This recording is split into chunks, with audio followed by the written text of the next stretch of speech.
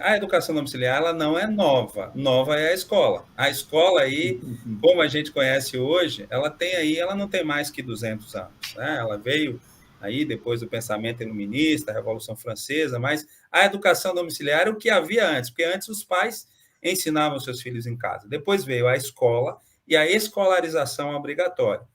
Né? E aí a gente vive debaixo de um paradigma que é aquele que diz que lugar de criança é na escola. E se eu não tivesse completado essa frase, com certeza todos completaram, porque isso está no imaginário coletivo. O que acontece? Essa retomada dos pais, ela aconteceu lá no final dos anos 60, início dos anos 70, nos Estados Unidos. Né?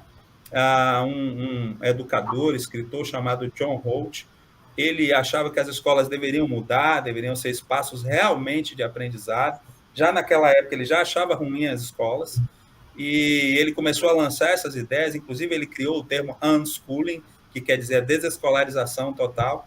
E depois de um tempo de luta, esse professor ele desistiu de lutar pela escola e entendeu que os pais poderiam fazer esse trabalho, se assim quisessem. Né? De forma geral, assim, em poucas linhas, o resumo do resumo, ali começava tudo, começava essa retomada.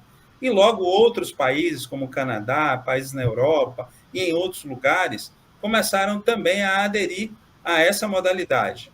A educação domiciliar é uma modalidade de educação. Hoje, Marcos, ela está presente em mais de 60 países, nos 5 continentes, de regimes de governo diversos, países mais à esquerda, países mais à direita, países governados por políticos de centro, enfim, países subdesenvolvidos, países em desenvolvimento, países desenvolvidos. Então, tem gente que fala isso é coisa de americano. É coisa de americano? Então, por que será que Equador, Chile, Colômbia e Paraguai reconhecem o direito dos pais?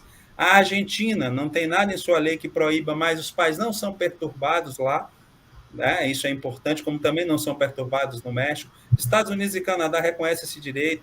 Na Europa, vários países, todo o Reino Unido, Portugal, França, né, com muita liberdade, Itália, Suíça, Finlândia. Aliás, dos 10 primeiros países aí nos índices de desenvolvimento da educação, pelo menos 9 deles permitem a educação domiciliar. Se a gente for para a Ásia, a gente vai achar Singapura, a gente vai achar Japão, né? Nos BRICS, aí, em alguns lugares da Índia se permite, na China, em alguns lugares se permite, a Rússia toda permite a educação domiciliar. Eu estive na Rússia, representando o Brasil num encontro de educação domiciliar, e dos BRICS, só o Brasil que ainda não reconhece esse direito. Por exemplo, a África do Sul reconhece. Então, nós temos vários países. Na Oceania, nós temos a Austrália, temos Nova Zelândia.